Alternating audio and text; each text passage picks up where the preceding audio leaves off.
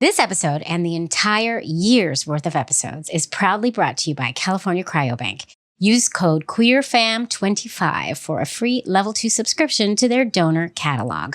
Let's go make those babies, and then let's talk about it. Okay. Love is love on the Queer Family Podcast. Love is love. So we asked LGBTQ adults how much social acceptance they see for people who are gay or lesbian, bisexual, transgender, and non-binary. Mm-hmm. Much, much higher shares of LGBTQ adults say there's at least a fair amount of acceptance for people who are gay or lesbian or bisexual than those who are transgender or non-binary. I'm talking 61% say there's at least a fair amount of acceptance for people who are gay or lesbian. 52% say the same about people who are bisexual, down to 13 and 14% saying there's that much acceptance for people who are transgender and non-binary. Yeah. So really that wide difference there. At the same time, taking into account this 10 years of marriage equality anniversary, majorities say there's more acceptance today compared with 10 years ago. Mm-hmm. Majorities also say they expect more acceptance for each of these groups over the next 10 years. Welcome, y'all, to the Queer Family Podcast, the show all about family, but with gay. I'm Jamie, I'm your gay host, and this is the show that highlights, celebrates, uplifts, and normalizes LGBTQ families in all of our beautifully fabulous identities. And this episode is a really, really special treat because we are in a live studio. So exciting. I haven't been in a live, I've never actually recorded in an actual studio, and I haven't been in person with guests since the pandemic. So this is such a treat. And I'm here with some very special guests. I have Orion and Rachel with me. Yes, I said Orion. That's my son's name. Yes, I have met an adult with my son's name, and I feel like it is every time I hear your name said, or any time I say your name, it feels like validating to me. I don't know why. It's so special. All right, so without further ado, I'm going to let y'all tell the audience at home who you are and why you're here talking to the Queer Fam Squad. And I am also going to time you because, duh, why wouldn't I? So I guess since I've been focusing on you so much, I will start with you, Orion. Let me get my timer. It's very official. Get it ready. It is very fancy the way we do things. Get my timer out. You got 30 seconds. Are you ready? Set, go. So I'm Orion. I cover LGBTQ plus news for the 19th News. We're a nonprofit newsroom. We cover, the intersection of gender with politics and policy, especially how these areas impact women and queer people. I've been an out trans journalist for a while, so I'm covering this area. I'm just really excited to talk with y'all about the data from Pew about queer families and how this reflects on the political environment for queer families more broadly right now. Boom. You got a lot in there. You went slightly over, Orion, but I'm not going to fault you for it because you actually got a lot of words in there. You're like a really smart journalist, I can tell. Thanks. Because I would have bumbled through it. Amazing. We're going to dig into all that. And now, but Rachel, we need your 30-second elevator pitch. And Rachel, you've been listening to people do this because you listen to the podcast. That's right. So you know what it's like to be in the hot seat now. Are you ready? Am I ready? Get set. Go. I'm Rachel Minkin. I'm wearing two hats today because I'm a research associate at Pew Research Center. We're a nonprofit, non-advocacy fact tank, and we just completed a major study of LGBTQ Americans. It involved a nationally representative survey of LGBTQ adults. We also did 30 interviews with same-sex parents to get into those stories. So today we were able to share a little bit of our findings at the event with 19th News, but happy to share a lot more of the things that we found through the survey and through our interviews and some of the data we've worked with. I'm also a gay mom. My wife and I have a 3-year-old daughter, and so happy to talk about our story around that. So much to talk about, so much to dig into. You went over too, Rachel, but it's okay. It's okay. It doesn't matter at all. It's just for fun. So everybody needs to know that you two were on the panel that I was just talking about in last week's episode, I should say. You two are the meat behind what the panel was about, I feel like. Rachel, you had a huge part in putting the study together. And so we really want to dig into that. And Orion, you were leading the discussion so beautifully. And so you really had to know your stuff. And I just showed up and answered questions if I had an answer. So let's dig in. What exactly was this study? Why was it done? And let's just start there. And Orion, if you want to chime in with questions, please do, because yours are fun. I like your questions. Great. So at Pew Research Center, we're trying to understand the experiences and lives of Americans today. And so on my team, the whole team pulled together. I was really proud to lead this project on LGBTQ Americans. We've done research in the past. It had been since 2013 that we did a major survey of LGBT Americans. So in thinking about the anniversary this year of the Obergefell v. Hodges Supreme Court decision. It is the day today when we're recording. It's 10 years. Yeah, Which is that's amazing. right. Yeah. So to kind of see what has, where we are with the experiences, lives, identities of LGBTQ Americans. So we conducted a nationally representative survey with almost 4,000, just under 4,000 LGBTQ adults. Yeah. And it really allows us through that survey to explore the intricacies and the diversity of identities, experiences, to understand coming out and acceptance generally by society, but also by family, friends, coworkers, experiences with discrimination, the things they're looking for in their communities, LGBTQ friends and connections to a broader community. So we're able to really explore so many different facets of LGBTQ Americans' experiences. Granted, this is a really small community, and parents within that community is even smaller. Right. It's so small that it's hard to survey that population. So we conducted 30 interviews, 15 men with a same-sex spouse or partner, and 15 women with a same-sex spouse or partner. I was one of them. Raising kids. And through those interviews, too, we really could dig into the everyday experiences and their stories of their path to parenthood, as well as, navigating life in their local community and some of the misconceptions they face, where they find support and their kind of sense and hopes for the future. So we can really use a lot of different methods to understand views and experiences, and draw on also some experts. And we sought out your advice, Jamie, to understand, what should we tackle with these kinds of studies, and what kind of contribution can we make? Yeah, I love being called an expert. You can call me an expert anytime. My kids would never call me an expert on anything. So thank you very much. But this study, the whole, it is very large. Like, how many pages is it? Oh, our report? Can you even count it in pages? Yeah, the report. Yeah, I think we're maybe somewhere around 50 pages as we explore each of the questions we asked about, but also then, so importantly, to get into the details there of the differing experiences by group. So we can look at the experiences of people who are gay or lesbian, those who are bisexual, and those who are transgender, and see, do some feel there's more acceptance for certain groups, or have other groups had more experiences, higher shares of saying they've experienced discrimination in certain ways. So I think really being able to unpack the diversity of the LGBTQ population in America and really understand the different experience, the different views, the different perspectives. And the intersectionality within the community. Yes. What was what was a big takeaway for you from this study? Do you have one take? I know you have so many statistics in your brain and there's so much, but do you have anything that really stood out to you in regards to the study and the findings?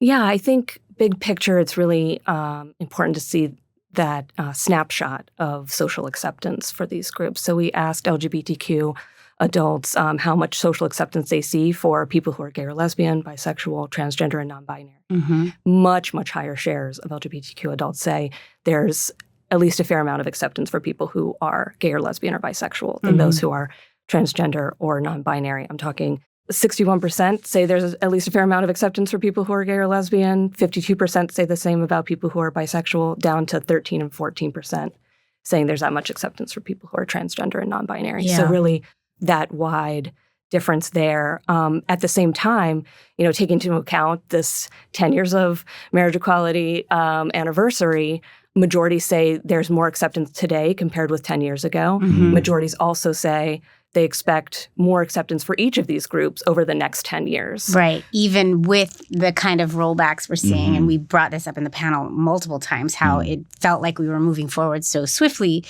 for a time. And now with the current regime that's taken over, it feels like we're rolling backwards. But even still, predominantly across the board, your study finds that we still say it looks like we're getting to a place of more inclusion. or acceptance. And while recognizing, right, today we see these very different, Right. senses of acceptance for different groups, very different experiences by group, but certainly, projecting out to the future, majorities thinking there will be more acceptance. Yeah. Well, I was struck by something that came up a lot on the panel is this idea of, what you don't know, you don't know. Mm-hmm. And studies like this bring light to those what you don't know moments, those things, those taboo things in society, and the things that aren't spoken about or thought were not top of mind. The LGBTQ community is not top of mind. We are not the ones that are in the mainstream thought. And so laws and policies are not getting made with us in mind. Mm-hmm. And that's why the work you do is that you just did, all of this is so important because it's putting us more in the top of mind area, you know? Yeah. And your work too, Orion. I mean, you write story. Like, we need to get into like some of the things that you're doing and what you've done and the things you've written. But I also want to tell a little story. Mm. This was before I met my wife. She was at a wedding with some of her high school friends, and they're watching the wedding. And I guess the gay marriage, this was before it was legalized, but it was like really getting heated. The argument against or for was really in the news a lot. And one of my wife's friend's husbands leaned over to her during the wedding and was like, I mean, come on, Ann, do you really think gays should be able to get married? To my wife, who was gay at the time. At the wedding, right? Are you serious? I'm so serious. Okay. So serious. And she looked at him and said, yes. Are you real? Are you what? I would have been like, get out. Right. I need you to leave. Go. Right now. And then he was at our wedding. Right? Yeah. So it's like, my point is, he didn't even know that might be offensive to her at that time. Wow. If it's not on your radar, if you don't have if you can't empathize, then you don't know that something you might say might be really, really offensive, if that makes sense. Somebody could probably say it way better than I just said it, but that is like a through line through all of the LGBTQ community's lives. The things that get said to us, not mean-spirited, not meaning to be mean-spirited, but so tone deaf. Yeah. And like, read the room, dude. And honestly, the way you were just bringing up about the importance of this study right now, especially under the Trump administration, reminded me there's a question I didn't have time for during our panel about like some of where y'all got this data from was from the Census Bureau, like government data. And the Trump administration has threatened this kind of data collection for queer people before. They will again. And that was something we talked about ahead of the panel. I was like, so, what are researchers thinking about if we don't have this kind of government data for queer people anymore? Because it informed what y'all just found for queer people. Right. We use census and government data to look at same-sex couples and see some of their demographic features, and that does provide a snapshot. Of course, those surveys don't get into some of the more everyday or experiential factors like surveys do. So that's where, Pew Research Center and other research organizations, we step in. Our data, what we're hoping at Pew is that we're providing a foundation of facts to inform public dialogue, to inform sound decision-making. And so being able to do a large nationally representative survey and provide a great deal of data that can get at many different aspects, many different experiences, and also shine a light on LGBTQ Americans and their experiences. That's what we're trying to do. Yeah, and when you interviewed me, or when the group interviewed me, the questions, you ran the gamut. Like, it was like my whole life. It was, how do you split up household duties, and you went into every like aspect of my life with my family. And I do also want to know from you, Orion, what were some of your big picture key takeaways from this study, and what motivated you to ask the questions that you asked? Oh, yeah. I mean, I was very motivated by the challenges that queer families faced in having a child, because we know there are so many barriers, like insurance companies, like today, present day, will still deny queer couples IVF coverage because of their sexual orientation. Like, this still happens. It is literally because of that, because they'll say, no, it's because you have to prove you've been trying. But that is that is coded language for now you're gay, you can't do it. Right. It's literally what it is. Yeah, and I think that was a big part of why I was so interested in this data and talking about it today on the 10-year anniversary of Obergefell, because obviously marriage equality helped us achieve, it affects a lot of different areas of rights, like retiring with your partner, helping your partner during a medical emergency. Mm-hmm. But trying to have a family is still quite difficult, depends on where you live. So I was so excited to see this research capture what it looks like, and then where these queer parents are finding support, like from their social networks, because we show up for ourselves, like for each other, like where... For our community. Right. Like we fill in the cracks with our found family, which I think you mentioned today. Mm-hmm. Yeah, chosen family is everything. Mm-hmm. Yeah, and I'm sure you found that in your study.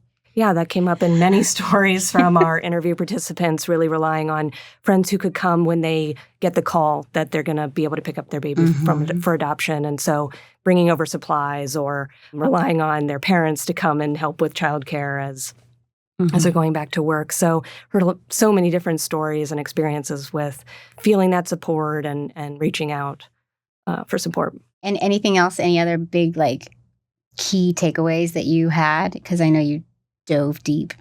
Yeah, I really enjoyed the breakouts about gay couples having more income generally than straight couples, although two men have more than other groups. Yeah. And then a higher education level of gay couples versus talking about married couples versus straight couples with the bachelor degrees.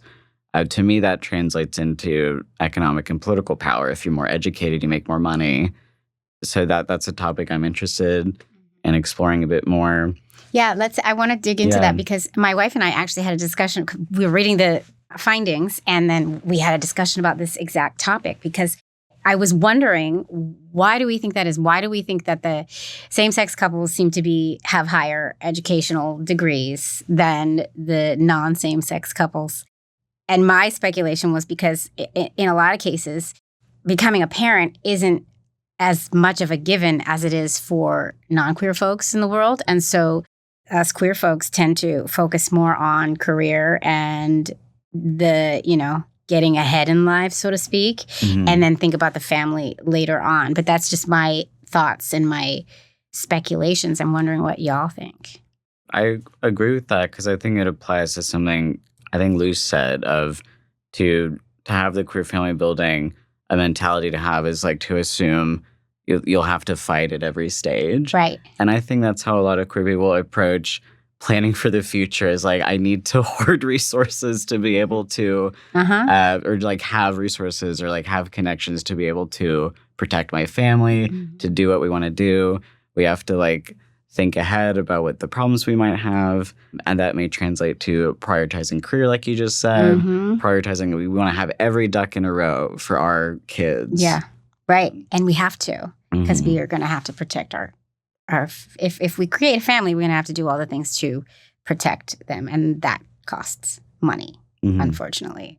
Every way you look at this, the family building journey on the queer side is going to most likely cost us money. It's a journey. It's a journey, and we all need help. Not all of us. Not all of us. We don't all need help. Most of us are going to need assistance when it comes to getting that family that we're dreaming of. However they come, but we're going to need a community, a chosen community to help us bring our families to life. Yeah. And I find it interesting. I also find it interesting, even among same-sex couples who are both highly educated, the gay men, by large numbers, I don't know, you know the numbers, but it seemed to me like a really large number, make more on average just because patriarchy. That's my takeaway from that. Anybody else have any ideas why? Men in a same-sex marriage much higher on average income than women in a same-sex marriage and different sex couples. But we also see for men in these marriages that both partners are more likely to be working full or part-time. Right. So then they're working, they're much more likely to both have a bachelor's degree or more education. So factors possibly in that higher income. Yeah. And I guess men can wait longer to start creating their family. If you're going the biological route, you have a longer tether. You don't have to do it before menopause. I've always been so I've always been so shocked that the phrase geriatric pregnancy can apply to someone who's like 30 or 35. Yeah, I was a geriatric pregnancy. Right. And so was my wife. But it's just so strange because it's like a 35-year-old. Yeah, What like are we're you talking not. about? Yeah, I don't even have gray hair yet. So come on. We really opened it up to these parents to kind of walk us through their path to parenthood. And I think we did get to cover a lot of that, like for some couples, who would be biologically related to the child and who would carry and who That's a would, big thing. some of those factors. And I think, just hearing from parents too about how their children are navigating the world with same-sex parents really stood out to me and is a story we can tell in our data essay. Just a little bit of those snapshots of kids learning how to talk about it. Kids learn, sharing books and sharing the story of their family and learning how to talk about it.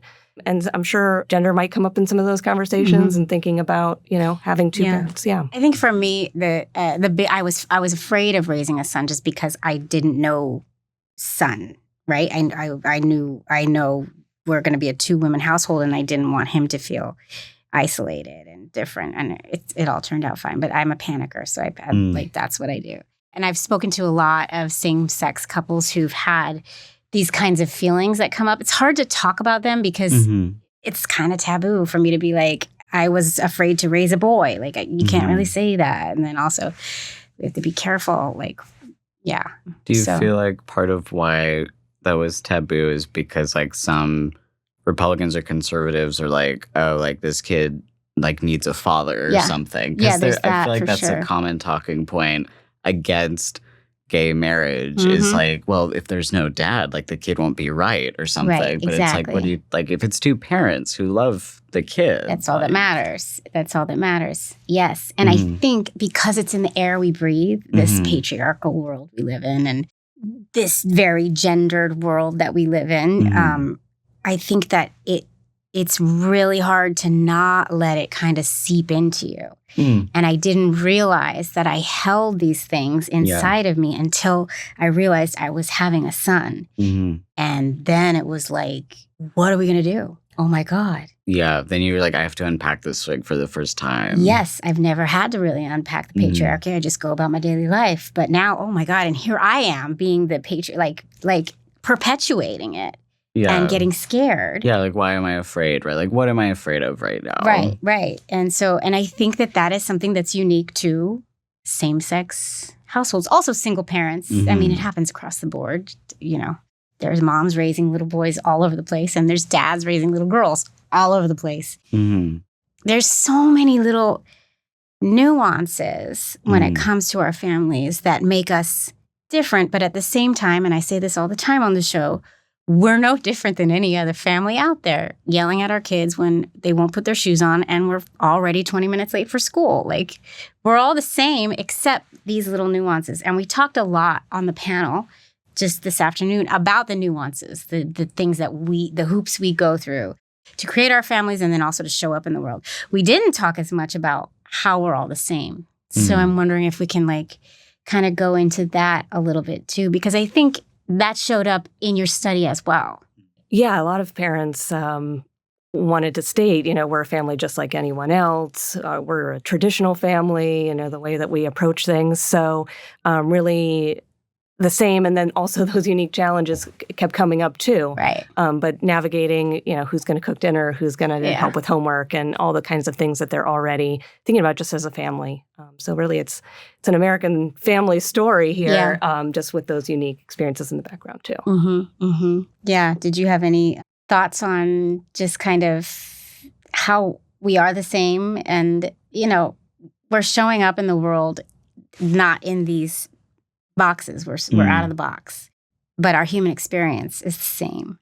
Yeah, no, this was on my mind, especially because Republican opposition to marriage equality is the lowest it's been since 2016, the year after Obergefell happened. And to me, that signals kind of a significant backsliding in public opinion of what I see as a pretty basic, like, to me, like, you can't, like, the institution of marriage, like, plenty of conservative Republican people, like, understand and especially right now, part of the far right movement is about like the sanctity of marriage, but in a heterosexual way. Right. So this has just all been on my mind. Like as I see, especially like young Gen Z Republicans right now, and like the trad wives and all this other, like this whole area of like part of the appeal for a lot of young people like joining the Republican Party right now is like traditional marriage. Like, and what does traditional mean? And what traditional means to this group is not gay marriage. Like it doesn't mean a queer family, which I think is fascinating because like I can't think of a lot of people who try harder to have kids than gay people. Exactly. I mean, plenty of women, no matter their orientation, like struggle with IVF. Like we all have experienced like fertility issues. Like that's a universal concept. But like queer families want to have kids in the traditional sense that you are purporting to support. So we are the most intentional parents out there. We are. Because we have to be, because we show up the way we show up. And science dictates that we got to be real intentional here, and the law and all the things. I want to talk a little bit about the trans experience and how you said in the beginning, you know, across the board, the L's, the G's, I'm going to try to do this right, the L's, the G's, the B's, all feel a high level of kind of acceptance now, 10 years later. But the T's and the non-binaries and everything that goes in there were at, you said like 13-14%. 13-14%.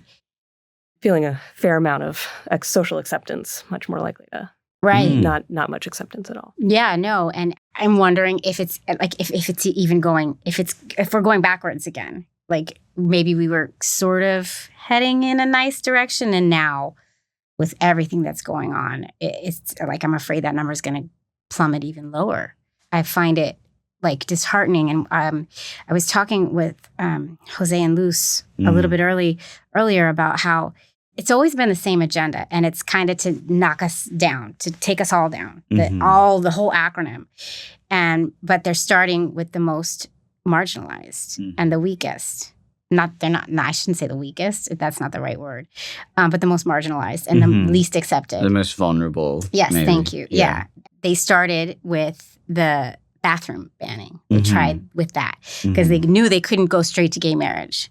So they started with the bathroom banning. And then that kind of, it worked a bit and it didn't work. It was too much of a fight for them. So they dropped that. They revamped it. And then now they're coming for the sports. And it's just they're trying to find the conduit to get them to, once that's done, okay, now we move on to the L's and the G's. And then once that's done, now we move on to marriage in general. And we're slowly notching away at rights. And I'm wondering, Orion, if you can speak to this and what your expert findings have been in all the work you've done. Well, thank you. And yeah, so everything you just discussed, to me, the big picture of this effort is to enforce traditional ideas about gender and sex, regardless of identity or orientation. Like that is kind of the boilerplate of a lot of these anti-trans state laws that now we're seeing at the federal level from, Trump's many executive orders this year. Like no matter the specific anti-trans policy, like bathrooms, sports, what it boils down to is an assertion that men are men and women are women, and we're basing this on quote unquote biological sex, which completely ignores intersex people. Which is insane. Yeah, and many cisgender men and women are intersex. Like there are more intersex people than there are trans people. Yes, yes. Yeah, and so these traditional versions of sex like ignore a lot of the population. And to me, this is like how I would describe the overall movement, and this is how it also applies to gay marriage, to gay people, because, when we look back at Project 2025, the Heritage Foundation's blueprint suggestions for the Trump administration, we've seen the administration implement a lot of these policies. And Project 2025 very broadly was like, the proposals for queer people were basically to deny, to undermine same-sex marriage, to undermine trans healthcare, like all of these different areas. like all these different ways that they're going after different parts of the community, like they're all intertwined. Mm-hmm. Like the way we might describe it is like, oh, this bill is about trans people and like this thing's about this other group. But in the minds of, these politicians, these think tanks or the Heritage Foundation, like they're lumping us all together. Like we're all in the same boat. Yeah. And it's all to the same end goal. Yeah. Yeah.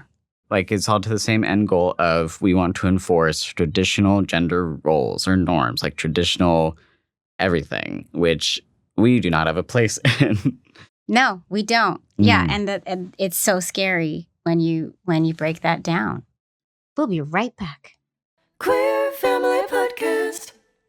All right, y'all. Now feels like a good time to just drop in and share my promo code with California Cryobank, QueerFam25. That's going to get you a free level 2 subscription to their donor catalog. If you're ready to start that baby-making journey and donor sperm feels like the route that's going to work for you, this promo code is what you need. California Cryobank has been helping the LGBTQ community for 45 years and counting, and they really show up when it comes to our community. They will give you a second parent adoption letter if you need, and they offer free vial transfers between partners, which is amazing. And there are so many other things they offer to our awesome community. So if you're ready to start making that family, head to cryobank.com and use code QueerFam25. That's QueerFam25. And you're going to get a free level 2 subscription to their donor catalog. You can also use that code for a discount on a level 3 subscription, which gives you even more info about the donors. So go make those babies and then come tell me about them, because you know I love these stories. All right, back to the episode. Love is love. And that's why this work that you have spent the past year, how long did this take? I think at this point it's been about 9 months. Oh my God. Yeah, starting from the very beginning, last summer. Yeah, Mm-hmm. this work is so important, and it was a lot of work. And and Orion, the things you do, you were alluding to on the panel. You were alluding to an article or a story you recently wrote. Can you tell us, and then tell everybody where they can read it? Yes, thank you. So we did a series with KFF News about what it means to choose pregnancy in post-Roe America. And for that series, I wrote a story about what it's like for transmasculine or transgender men to be pregnant, to carry a pregnancy with their partner. I was really grateful that I spoke to 2 trans men, who live in very different parts of the country, had different birthing experiences. And, we just really got into their experiences, which included navigating COVID while pregnant. Mm-hmm. It included kind of being ostracized even by some other queer and trans people because anyone can become uncomfortable with an expression of gender that they've never seen before, Right. which can include a pregnant man. And we also just got, one of the key parts was the poor medical experiences of trans men who are going to a hospital to give birth, getting the ultrasound, just getting, misgendered at every step. Yeah. And there was one case of one of the gentleman I spoke to, he was trying to get medication for his pain. They wouldn't give it to him. Just like classic not believing the patient. But despite all the hardships, which they both knew they would experience, they were both very like, I want to have a kid. I want to have a family. And one of the gentlemen I spoke with, Sam, they went through a very extensive fertility process with their partner. And that is a more universal area. Like anyone who goes through fertility or IVF, like it's hard. Yep. Yes. So just compounding all these areas of what a trans person goes through to carry a pregnancy. And that was just really important for me to share with folks. It can go into so many places, these experiences, because you've interviewed folks about this, but it includes for trans men, you have to go off testosterone to carry a pregnancy. And, going off testosterone, it can cause, it's a hormone. So your emotions change. And dysphoria. Yeah. Yeah, the dysphoria I was very interested in that too. And both of the transmasc folks I spoke with, they did not have dysphoria around pregnancy. Many of them had no dysphoria. They actually felt like more alive than they ever had before, which I found fascinating. Yeah. But I have talked to some who did have terrible dysphoria during the pregnancy. And that is, you want to talk about intention? Come on now. Yeah. Like to do that, to go through that because you know you want this baby and you want to be a parent. GTFOOH, as they say on social media. I don't think they say that anymore. I don't know. That is someone's saying it. Someone's out there. I'm out there. Yes. I'm out there saying it. Yeah. We need these stories out there. That's why this study is so important. That's why this podcast is so important. That's why Family Equality's work is so important. That's why Jose Rolon's social media account is so important because representation matters more than you will ever. It matters so much. It means the world to everyone. Representation helps everyone move the needle forward, not backwards. Oh, yes. And just like in the case of trans men being pregnant, like one of the trans guys I spoke with, like his doctor, he went to his doctor, like he learned he was pregnant pretty late because his doctor like didn't know that was possible, basically, or like wasn't thinking about it. Right. It was like, obviously you couldn't be pregnant because you're a man. Yeah, right. But if you're a good doctor, you should probably know that about right. patient. I would think so, but also it's not like I have doctors. I get on my soapbox a lot when it comes to the medical world and how they never read the freaking chart, and I'm always having to explain. I'm always having to re-out myself, which it just annoys the shit out of me. But like when I take my kids to sick visits at their pediatrician. They'll say the doctors just don't, it's not top of mind. It's not in their sphere of things that they know. So the doctors, my kid will have some kind of issue with his teeth. And, well, what about, do you have that in your family? No, I don't have that in my family. What about the dad? He doesn't have a dad. We've been through this so many times. Well, what about your wife? Not relevant. Like, come on, guys. Like, let's get it together. I shouldn't have to be continuing to have this conversation. Once I've had it, you should just remember, I know they have a lot of patience and it's probably really hard to keep track, but you should just check the chart before you come in and talk to me because I get so sick of it. I don't know if you have experiences like that as a mother yet. I can definitely relate, and I think that definitely comes up. And that's why it's important for us, too, to ask about some of these things, like have LGBTQ adults faced being treated poorly by healthcare professionals, and trans adults really stand out in the share saying that they have. And I think just capturing those moments is important. They happen constantly. There are these microaggressions that happen. And within the trans community now, it's these macroaggressions. They're coming at the trans community. Yeah. I mean, the language that the Trump administration uses to describe trans people has been fascinating for me because they don't, in all the executive orders about trans people, they don't say transgender. They're referring to a group of people as an ideology. Like they say, we're rooting out gender ideology, which is kind of just vague to begin with. Yeah. But so that's just been very interesting for me.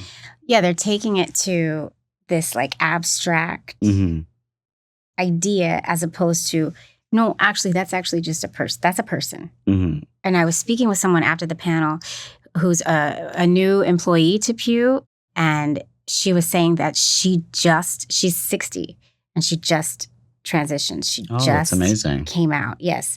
And she said she had just started hormones 2 months before Trump got elected. Oh, wow. And he said that speech, and she said she had the thought in her brain, I can stop. I can reverse it now. I don't have to do this. Oh, no. I don't have to do this. I can stop. But she ended up going through it. She said, screw that. And then her wife was like, hell no. Yeah. I didn't go through all this with you for you to go back. We're not going back. Yes. I was just saying, anyone who is having those feelings, I would recommend to watch. This is a fictional movie, but please watch I Saw the TV Glow. Yeah. This was a movie where you saw someone in old age realize that they had lived their entire life not as himself. Yeah. And it is never too late to realize. I'm going to check it. What's it called? I Saw the TV. Yeah, I Saw the TV Glow. Check it out, everyone. Yeah, I'm going to watch that. But that just broke my heart. And I said to her, imagine how many other humans had that thought and then actually reversed in that moment. Imagine how many others just that one statement did. That one thing, that one statement did that to who knows how many others, right? And that it is harmful. And I teach my kids, if it's harmful to anyone, then we do the upstanding. we're upstanders against whatever is harmful, you know? And we need a lot of upstanders right now. Yeah. We really do. I'm glad you mentioned that, because the data we have about why people choose to detransition, which can mean a lot of different things, but the most common reason noted is because of pressure, or like political pressure, like societal pressure, like feeling like you have to go back in the closet, basically. Yeah, and that's what they want. That's what they want. They want us to coil back and get scared. Like to Jose's point of where he decided that his kids couldn't walk to school alone anymore. Like, we're pulling back. And that's what they want. We can't let that happen. We have to stand. We have to be upstanders for those who really do have to hide right now. And there are many who have to hide right now, which is so sad. So sad. But yeah, wow, this is uplifting, huh? Woo. But how about us queers? Yeah. We're a strong, resilient community. That we know. And if you mess with us, watch out. Yeah. That I know. Because there's been this whole thing happening in my New York City school district, and the trans community, they caught wind of it. And for the past year and some change, they have been showing up, and they're not going to stop showing up. It's amazing, and we don't back down. So don't mess with us. That's my message out to all those folks who want to mess with us. But I do want to spend some time on family, since this is the queer family. I mean, we have been talking about family. Yeah. Rachel, you have a little girl with your wife. So can we go into kind of like top line overview of like your family building journey and what that was like? Yeah, so our daughter is 3 now. I think in the beginning, we there were a bunch of changes, right? In 2020, when the pandemic happened, I started working at Pew. We had been living in Boston, and we moved down here in the summer of 2020. So that was a big change. I think we had to get settled, and then really wanted to start building our families. We were a lot closer to each of our parents, and could start thinking about that. So yeah, I think luckily I did some searching. I found this podcast, and I think it helped me kind of think through some of the unique experiences and challenges we might have. I think really I had a lot of big questions, because this isn't something I was as familiar with. It wasn't the family I grew up in. So like, what does it mean to be 2 moms, and what does it mean to grow up with 2 moms? And so I think hearing some of those early episodes where you brought on children who had same-sex parents and talked to them about their experiences, and also just knowing what the options are and what all the different paths to parenthood and are. all the decisions that you have to make. Yes. So like when you started, what like and the journey never turns out how you think it's going to turn out, right? Like, so when you started, what was your dream of how you all, or did you have a dream? Yeah, I guess we're both logical. Let's create a spreadsheet. Let's figure out what we're going to do, right? That makes sense. No, that's right. That is Let's not project, me. Yeah. Project the earnings. Right. Yeah, what do we need to get there? But I think, kind of sorting through all the options and meeting with the doctor. We luckily had a great care team and could figure that out. My wife, Margaret, also just spent some time, kind of sorting through what our best options were for banks and things. And so I think we just took it step by step, and that's really the way we were able to handle it. So you used a donor at a sperm bank? Yes. And that was like originally what you were going to do, and that worked out? Yes. Okay, that's cool. And then how was it easy to decide who would carry? Yeah, I think that factor there of like there was a lot of change for us, and so we decided Margaret would go first, and then kind of leave the question open. We'll see. Right. We're 3 years in. We'll see. We're thinking about that. So I think it all just kind of lined up. It was a good moment for us, and was fairly smooth. Luckily, awesome. We felt really lucky there. And how do you feel around the non-bio? I'm going to dig in. How do you know how you feel about the non-bio connection? Was that a thing for you at all ever, like it was for me? I think we were kind of in our bubble, right? When she was born, everything was still pretty quiet and shut down. And so we did have a lot of time to just all be together as a family. So, I don't know that I felt any that. misgivings. That's great. I think as the person going through the appointments and kind of being the one in the chair instead of, the one getting all of the attention, medical attention and thinking things through, I had to kind of figure out my role with that and what we had to figure out how we're making decisions together because sometimes it is a lot about, whose body and what's happening. Right. So, I think that was definitely something that we have to navigate. Yeah, interesting. I talked to one couple that said the parent that had the non-bio connection. I always ask this question because for me, I went crazy. I go, that's like a theme. I get panicky. And they were using a known donor who was like a really close friend. Two people had a biological connection in this relationship. And I asked the other mom, like, how did that feel to you? What did you think? And she said, I think I solved that. I had some misgivings. I had some fears, but I solved that by cooking for them.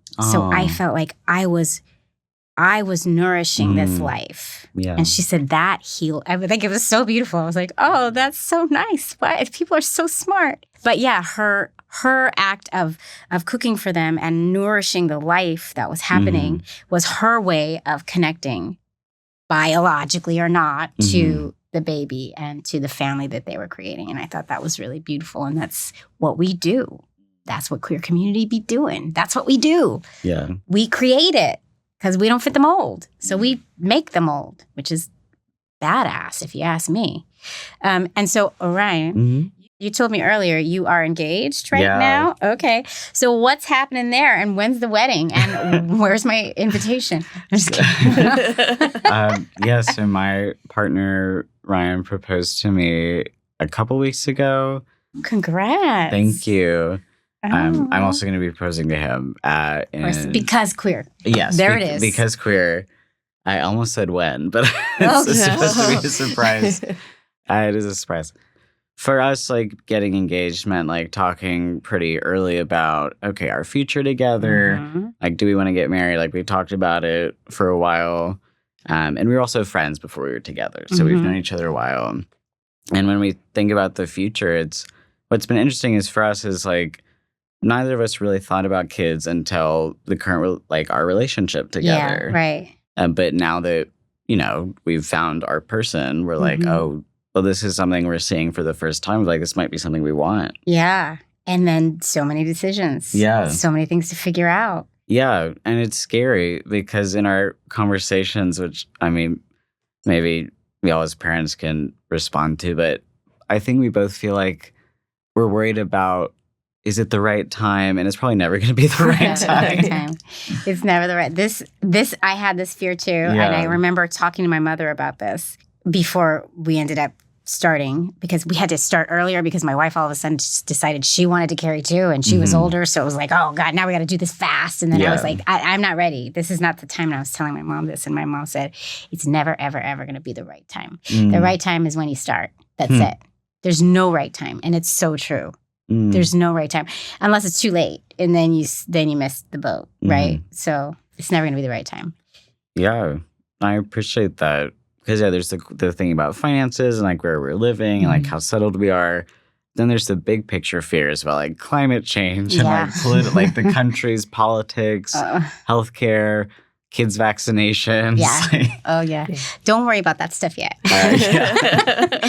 Do the kids first. And then, because you're going to worry about everything anyway. So you might as well hold those ones off. They're going to come. Yeah. But right now, just worry about, because there's so many things to figure out. You're both trans. So you've got some decisions to make as to how you want to go about that journey. Yeah. And there aren't that many books. There are some, though.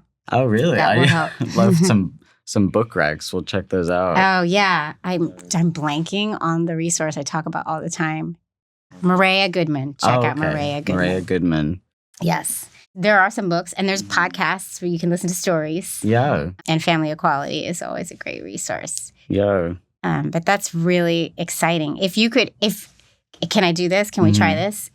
Rapid fire answer, like top of mind. If you could do it right now, what would be your ideal way of creating your family? I know you said rapid fire. I know. Take your time. Because to me, well, actually, I kind of wish my partner was here because he has two moms. So he knows he knows a lot about sperm donation because that is how his parents had him. Mm-hmm. So he has seen behind the curtain in ways I haven't. Right. And I think we do have some, I mean, it's not the 90s anymore, but like we do have some reservations about sperm donation. Mm-hmm. Oh, many people do. Yeah. You're not alone. Yeah, because his was an anonymous donor and his parents did it quite well of like, they didn't hide it from him. Yeah. Like, you know, because some people find out later in life and that's not good. Yeah, they spiral.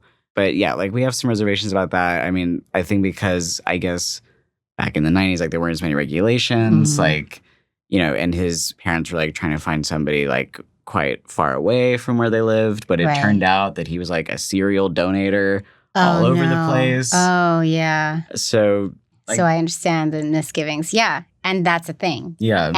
And there are donor conception advocacy groups that are working really hard to change policy and get stricter policy surrounding donation. It's not where it needs to be. Yeah, it's not. So that is scary. There are also known donor agencies now that will match you with a known donor, which is interesting. So things are changing. Things are popping up. So there's options. Yeah. So maybe we would do not the anonymous donor route. Yeah. Yeah. Because I think that area, just like with family experience, we're not sure about that. You know, adoption, I feel like I'm interested in adoption just because like there are, like just the idea that there are kids who need like a loving home. Mm-hmm. I know you say like not to worry about the big picture questions, but to me, it's hard not to. It's hard not to. And part of me feels like, is it like morally okay to bring a kid into the world when I know climate change is making this world like really inhabitable for a lot of places? Okay. And obviously, you know, morality doesn't really matter. Like if you want to have a kid, you should have your kid. But like those are the kinds of questions where I'm like, but if there's already a kid who needs a loving home and we can provide that, you know, that's something that like kind of like speaks to me a little bit. That speaks to me too. I love that. I love that. The beauty is the sky's the limit. There's so many, there are options. And that's also the challenge. Right. Good and bad all together. Yeah. That's the true definition of beauty. There it is. Yeah. Ugly and beautiful all at once. But yeah, that is fun. And I want to know when everything happens. And I am going to come to your wedding. So. Sounds perfect. Keep me posted. Yes, I want to know. I want to know what's absolutely. happening in your lives. And I met your fiance, and he's the sweetest. He really is. And I love that it's Orion and Ryan. Yeah. Yeah. We get a lot of crap for it. But, you know, in a fun way. We enjoy it. Yeah, he's lovely. You know, he does comedy. He does like a lot of queer comedy here in DC. He used to be really afraid of public speaking. He's going to be so mad I'm talking about this. But the point is that he's a very good stand-up comedian. Awesome. Yeah. Oh, that's the scariest thing in the world to me. Okay, so we just realized there was one huge thing we didn't touch on, and that is, Rachel, what do we do with all this knowledge now? Like, what's the plan with all the knowledge that has been put together and learned? Well, we write our reports so anyone can access them, really take it in, see all the things that we're able to explore with the data. And really, it's there to be a resource for anyone else to come and have that be inform their conversations, to think about it, to bring it up. It goes out to hopefully key stakeholders to think about it. I know our work goes to inform policy. So we want to be sure it's out there so that everyone can access it and think about the topics and identities and experiences that we're able to explore. Yes. I love that. I had just had a thought, like when you're having one of those conversations with like mom friends who say some stuff that you're like, that's not true. I know that's not true, but I don't have the facts. I'm going to go to this. And I'm going to find the part that pertains to it and throw some real science or some real facts in their face with numbers and shit. Like, that's a great way to use this. Nice. Excuse my French. And at Pew Research Center, we cover many topics: politics, family, internet and experiences with social media, religion. We have a lot there to explore and to learn about the views of Americans and also globally. Yeah. Oh, actually, I saw on your social media some stuff on religion that I want to look into because I am always into information about religion and how it's ruining the world. Sorry, not sorry. Okay, that was awesome. And, in our early conversations, you provided so many insights for us to take into writing the survey and thinking about our interviews that you said, you mentioned kind of grappling with learning LGBTQ history and how, maybe there's a difference across age groups and who knows a lot. And so we included a survey question on how much LGBTQ adults know about LGBTQ history in America. Yeah. And we could look at those age breaks and differences and huge differences, I imagine, right? So those 60 plus were much higher shares said they know a fair amount about LGBTQ history than also those. HIV/AIDS. And how, I have, in my interviews, realized that young people today don't even realize how scary AIDS is. They see it so differently than, my generation and older see it because we lived through it. And then, the older gay male generation, you talk to some of them, and they lost, most of their friends. So... and the older lesbians who were, taking care of them. It's really interesting, the age differences. And I think it is really important that we all learn LGBTQ history because we're standing on the backs of giants. Absolutely. It's important. Yeah. And we can't lose sight of that. But I think we're learning that the fighting spirit, it's coming back now because of all the pushbacks we're getting. And people are now, the young people I see now are saying, it's a riot, pride's a riot. It's seeping in. We're getting back to that, the fighting spirit. Absolutely. Where can everybody read this, actually, and the results and all the stuff? All of our reports, everything that we do is free on our website at pewresearch.org. There you go. Amazing. Just go to pewresearch.org and check out all of these statistics that they have beautifully put together, that Rachel has beautifully put together for us. It's amazing. And where can everybody find you, Orion? We're also at .org, 19thnews.org, and we're named after the 19th Amendment. And we have some free newsletters. All of our journalism is free to read. We partner with a lot of local newsrooms, try and support journalism more broadly. So, look I actually just followed the 19th. The social media is beautiful. And Pew Research has beautiful social media. I will put that all in the show notes because I can't remember what the handles are. But beautiful social media and lots of great resources there and things to read and learn, which is so cool. This has been awesome. I appreciate you both. And I hope we get to do this again sometime. This is awesome. Because I think we were the best panel ever. Yeah. We were I think it'll go down in history as the best panel ever. So killed it. Yeah, killed it. So good. Thank you. Thank you, guys. Thank you so much, Jamie. Love this conversation. Me too. This was great. Thank you. Queer Family Podcast. A special thank you once again to California Cryobank for being a sponsor of this episode. Use code QueerFam25 for a free level 2 subscription to their donor catalog. And tune in next week for another amazing episode of Queer Family Goodness. Love is love. Whew. Well, folks, I hope you enjoyed that episode as much as I enjoyed it. And if you did enjoy it, feel free to listen to another or watch another. I have so many episodes for your listening or viewing pleasure. Just go pick one and enjoy. There's a lot. There really is. And also, if you really do like this show, please, I know I say it all the time, but please do consider supporting the show on Patreon. You're just going to go to patreon.com/The Queer Family Podcast. You're going to pick a tier, you're going to join, and you're going to get that bonus content. And you're also going to get my love and adoration for the rest of my life. I love you all. Thanks for tuning in. Keep on tuning in, and I'll see you next time. Mwah.